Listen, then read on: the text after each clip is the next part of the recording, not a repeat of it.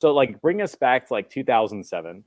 The recession's going on, worst financial crisis ever, and it's like COVID, but back in the day without the disease, Totally. right?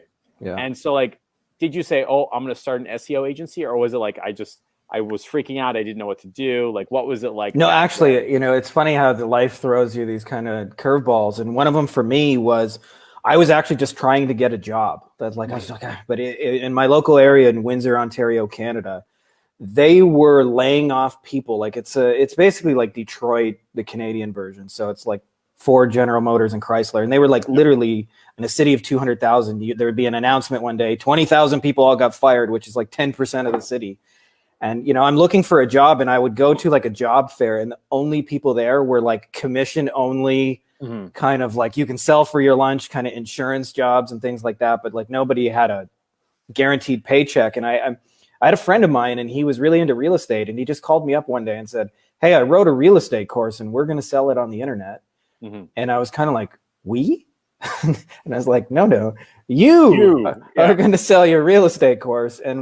But I thought about it, and I was like, well, what else are you going to do? And so it brought me into this world of like, I just thought if you build it, they will come. I was like Kevin Costner delusions. I actually remember thinking I'm going to get a Ferrari by the end of the month. And then of course you put up a website and find out you got like 2 website visitors. One's a robot from China, and one's your mom who's like, wow, that's kind of nice, honey. You built a website. Great looking website. Good for you. Go get a job. And so then I went down this rabbit hole of SEO, and after about 6 months, we'd actually built it up really, really well. I'd like soaked up everything. And I remember somebody came by and said, I'll pay you for this website. And I was making 0 sales. I had shitloads of traffic and sold it. And I actually didn't know what I was going to do for like the next year. But one day somebody called me up and said, hey, that SEO thing you did for somebody else, could you do it for me? And I said, sure, why not? And I actually got into white labeling before like white labeling was even a thing. Like it didn't even have a name back then, but he was like, well, I got all these, he was a web designer who just had abundance of SEO people that needed it and didn't want to deliver it. And I was like, send them all my way. And so I went from like not even knowing what an agency was to having like 100 clients, like probably within 6 months. And it was, nice. I knew nothing about running an agency. It was like a chaotic mess. And like, even though I was financially successful, it was probably the most miserable I've ever been in business. Like I wanted to put a bullet in my head every day. Yep. I hated SEO. I hated the clients. And it was just like meeting requests all day long. My phone was just like blowing up. Can you call me? Can you call me? Can you call me? And so I would like, be out with my family on a Sunday and my phone would ring and be like, hold on, honey, I just got to take this call, and you got to walk like away. You're a sports agent without the dollars behind you. Yeah, exactly. And it was like, I had built myself a prison. And so eventually I reached a point actually years later where I literally just one day decided to burn my agency to the ground and just, that's it. I'm firing all my clients. I'm not doing this. And I went through probably about 6 months or a year. And that kind of led into the stuff we're doing now, where I don't take any sales calls in my meetings. Like we just sell through video.